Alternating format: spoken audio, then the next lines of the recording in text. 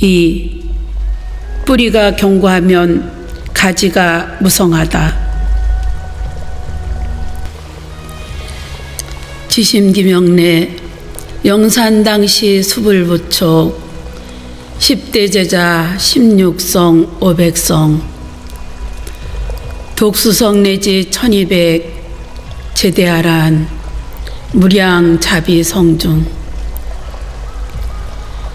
영산당시 부처님의 부촉을 받으신 10대 제자와 16성형과 500성형과 독수성형과 내지 1200 모든 큰 아라한에 한량없는 자비하신 성현님께 지극한 마음으로 이 목숨 바쳐 기하며 예배 드리옵니다. 영산회상에서 부처님으로부터 직접 부촉을 받은 10분의 큰 제자님들께 기합니다.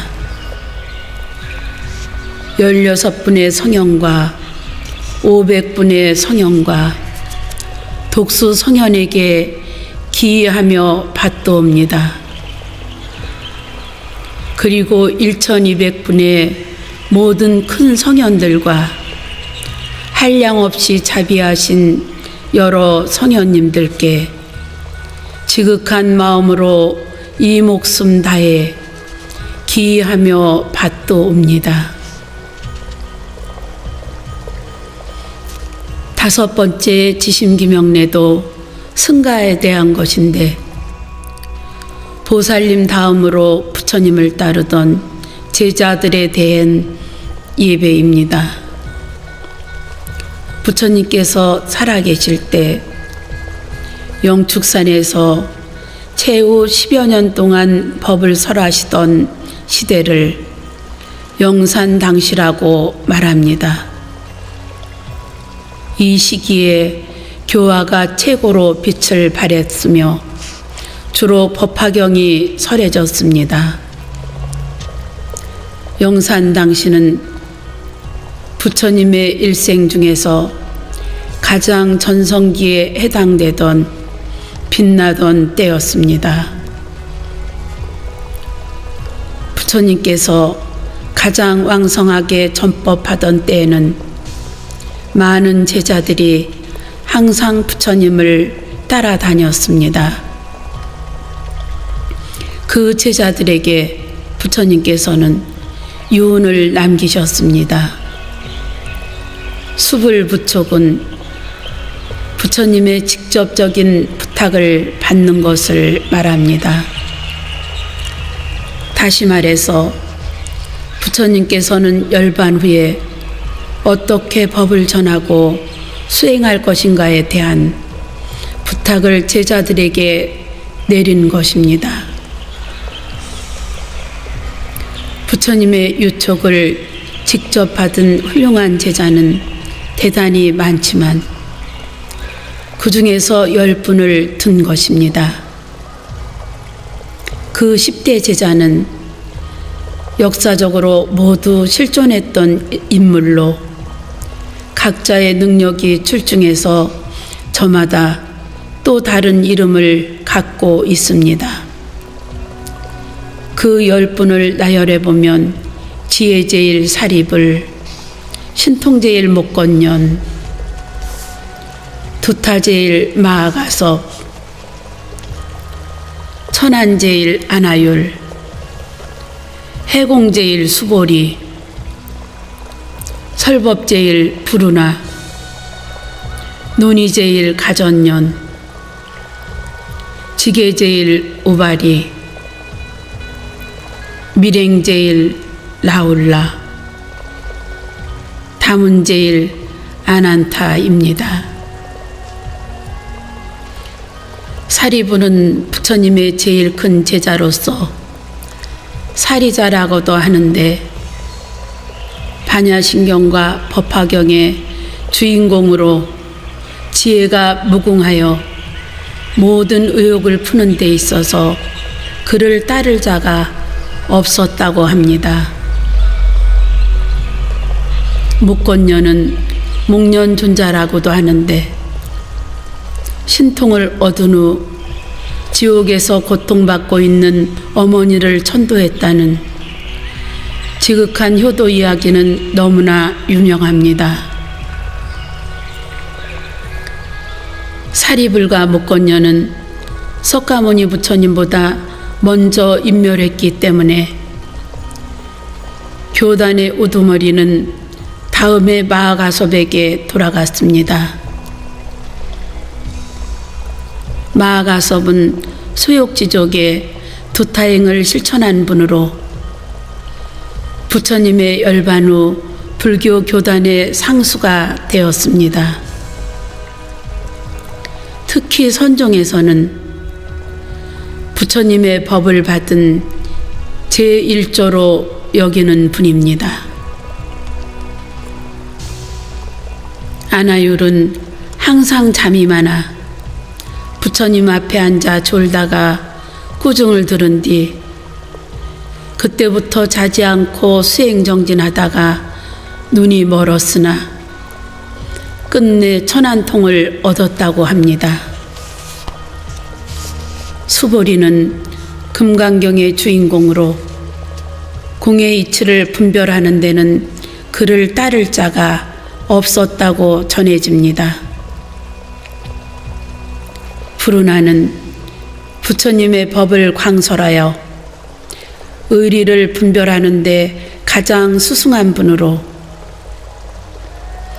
수로나국의 사람들이 포악하다는 말을 듣고 부처님의 허락을 받아 그곳에 가 500명의 우바세를 설법하고 500개의 사원을 세우고 그곳에서 열반에 들었다고 전해집니다.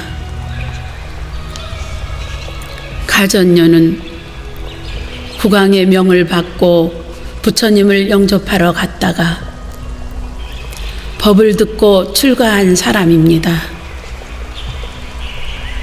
뜻을 분별하여 교리를 논의하는 데 있어서는 최고의 제자가 된 분입니다. 우바리는 석가족의 왕실 이발사였습니다. 천민 출신이라 출가를 망설였으나 부처님께서 그의 출가를 허락하였습니다. 출가 후에는 계율을 잘 지켜 율장의 제1조로 추앙받았다고 합니다. 라울라는 석가모니 부처님의 아들로서 계율을 깨뜨리지 않고 교리를 익히는데 나태하지 않으며 남몰래 선행에 앞장섰다고 합니다.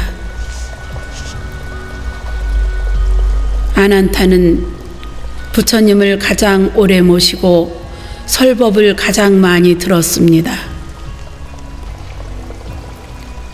부처님의 이모인 마하파사 파제가 출가할 수 있도록 부처님께 간청을 드려 허락을 받았습니다. 또 제1결집 때 부처님께 들은 가르침을 외워 경전을 결집하도록 한 일 등은 유명합니다. 선종에서는 제2조로 추앙받고 있는 분입니다.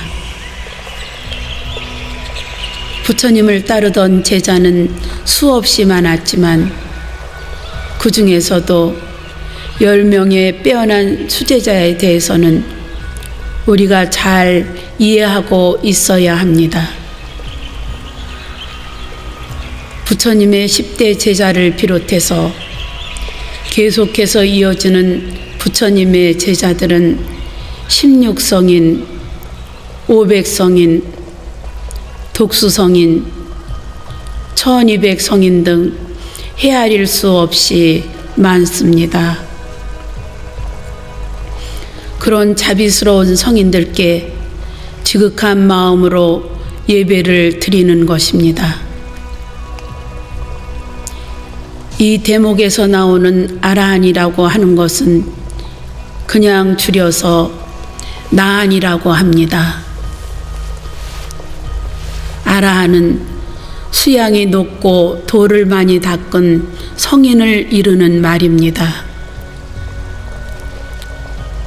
대승불교에서는 시대나 상황에 따라 아라한을 보살이라고도 할 수 있습니다.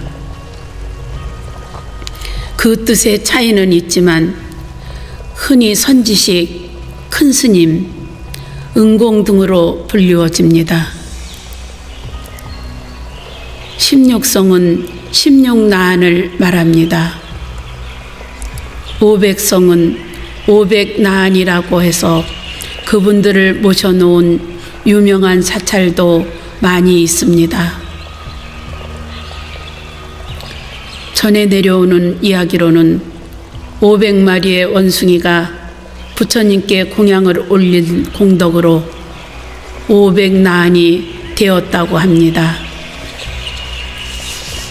가섭불 당시에 500마리의 원숭이가 사람들이 부처님께 공양 올리는 것을 보고 자기들도 공양 올리는 것을 흉내내려고 했습니다.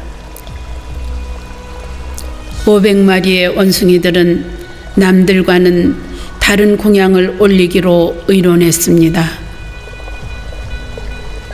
그것은 다름 아닌 못에 비친 둥근 달을 건져서 부처님께 바치기로 했던 것입니다.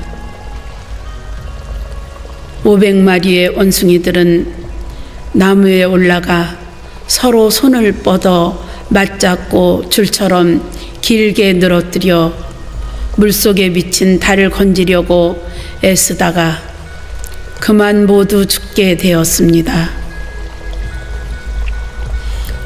500마리의 원숭이들은 죽어서 훌륭한 도인으로 다시 태어나 부처님의 훌륭한 제자가 되었다고 합니다. 이러한 내용을 뒷받침하는 말이 연비산 상공 차경이라고 하는 것입니다. 그것은 원숭이들이 팔을 뻗어 부질없이 못에 비친 달 그림자를 건지려 하네 라는 뜻입니다. 그분들이 바로 500나한입니다. 부처님을 늘 따라다니던 제자는 구체적으로 1255명입니다. 그 속에는 10대 제자를 비롯해서 16나한, 500나한이 모두 포함됩니다. 그런 제자들은 모두 덕이 높은 성인의 지혜에 오른 자비스러운 분들이므로 지극한 마음으로 기이하고 예배 드리는 것입니다. 그리고 독수성이란 스승의 가르침 없이 홀로 수행하여 깨달음을 성취한 성인이란 뜻으로 자연의 변화와 연기의 법칙을 깊이 관찰하여 우주 만유의 이 법을 깨달은 분들입니다. 그분들의 깨달음과 덕을 높이 받들어 예배의 대상으로 섬기며 존경받을 승보로 기이하고 예배 드리는 것입니다. 3. 법의 등불은 언제까지나 온 누리를 밝힌다. 지심기명래 석원동진 급화해동 역대전등 제대조사 천하종사 일체미진수 제대선지식 석원과 동진과 그리고 우리 해동의 역대로 법등을 전해 받으신 모든 큰 조사님과 천하의 종사님과 일체미진수의 모든 큰 선지식님께 지극한 마음으로 이 목숨 바쳐 기이하며 예배 드리옵니다. 부처님의 나라 인도와 중국 그리고 우리나라에 대대로 부처님의 법의 등불을 전해받고 전해주신 모든 위대하신 조사님께 기합니다. 부처님의 종풍을 드날리신 천하의 모든 종사님께 기합니다. 먼지처럼 많고 많은 모든 훌륭한 선지식께 지극한 마음으로 이 목숨 다해 기하며 받도옵니다. 여섯 번째 지심기명례도 승가에 대한 것입니다. 부처님 열반 후에 역대로 내려오면서 도를 이룬 훌륭한 스님들에 대한 예배입니다.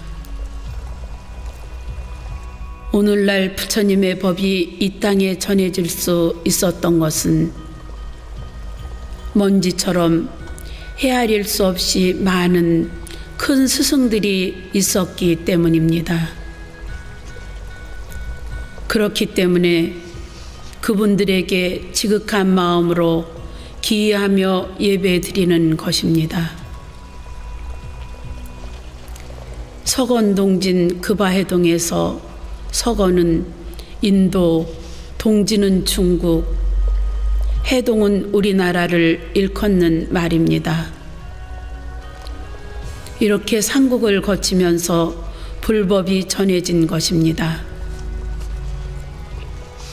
역대 전등은 삼국을 통해서 역사적으로 법의 등불이 끊어지지 않고 전해졌다는 것입니다.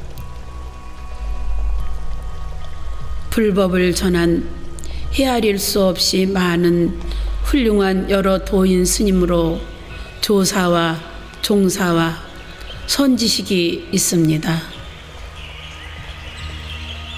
조사와 종사와 선지식에서 조사는 가장 덕 높은 스님의 칭호로서 함부로 쓸 수 없는 이름입니다.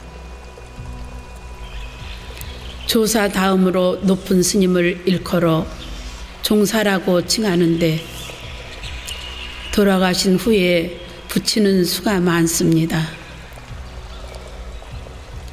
그 다음으로 덕 높으신 훌륭한 스님께 쉽게 들을 수 있는 명호가 바로 선지식입니다. 선지식은 부처님이 말씀한 교법을 전하여 다른 이로 하여금 고통의 세계를 벗어나 이상경에 이르게 하는 사람을 이루는 말입니다. 흔히 선지식을 선우, 승우, 친우, 선친우라고 부르기도 합니다. 다시 말해서 선지식은 남녀노소, 기천을 가리지 않고 불법과 인연을 맺게 해주는 사람을 가리키는 말입니다. 인도, 중국, 한국의 삼국을 통해 역대로 내려오면서 부처님의 법의 등불을 전하신 훌륭한 많은 조사스님, 천하의 종사스님, 먼지처럼 헤아릴 수 없이 많은 일체의 여러 큰 스승님들께 지극한 마음으로 기하고 예배드리는 것입니다. 불법이 오늘에 이르기까지 보존되고 전해진 것은 이분들의 훌륭한 덕이 있었기 때문입니다. 나무가 무성하면 숲도 울창하다. 지심기명례 시방3세 제망차례 상주일체 승가야중. 시방과 3세 제망과 차례에 항상 계시는 일체 승가에게 지극한 마음으로 기하며 이 목숨 바쳐 기하며 예배 드리옵니다. 시방 세계에 두루 계시고 과거, 현재, 미래에 항상 계시는 모든 승가께 기이합니다. 제석 천궁의 그물에 달린 구슬처럼 중중무진한 모든 부처님의 가족 사부대중에게 지극한 마음으로 이 목숨 다해 기이하며 받도옵니다. 마지막 7번째 지심기명례도 승가에 대한 것입니다. 여기서는 불교를 좋아하는 모든 부처님의 가족에 대한 예배입니다. 승가는 범어의 상가를 음역한 것입니다. 승가는 그냥 줄여서 승이라고도 하는데 그것은 개개인을 일컫는 말이 아니라 집단을 의미합니다. 그래서 무리라는 뜻으로 중이라고 말하기도 합니다. 승가는 다시 두 가지 의미가 있습니다. 하나는 단순히 출가 승려만을 지칭하는 경우입니다. 다른 하나는 불교에 기여하는 사부대중을 통칭하는 경우입니다. 사부대중이란 출가 승려인 비구, 비구니는 물론 제가신자인 청신사, 청신녀를 모두 합한 것입니다. 결국 승가는 불교 단체, 불교 집단을 일컫는 말입니다. 승가는 대중이 모인 단체이기는 하지만 그냥 막연하게 모인 것이 아닙니다. 부처님과 진리를 따라 올바른 수행을 하는 사람들이 모인 화합된 단체입니다. 그래서 승가를 화합중이라 말하기도 합니다. 경전에서는 승가에 대해 나무를 들어 비유하고 있습니다. 승가는 큰 나무가 무더기로 모인 숲풀과 같습니다. 비록 개개의 나무는 숲풀이라 하지 않지만 그 나무가 없으면 숲풀 또한 없는 것입니다. 숲풀은 개개의 나무가 무성할 때에 되는 것입니다. 또 무성한 숲풀이 될 때 개개의 나무도 무성하게 자랄 수 있습니다. 그러므로 모든 대중이 여법하게 화합할 때 비로소 진정한 승가가 이루어지는 것입니다.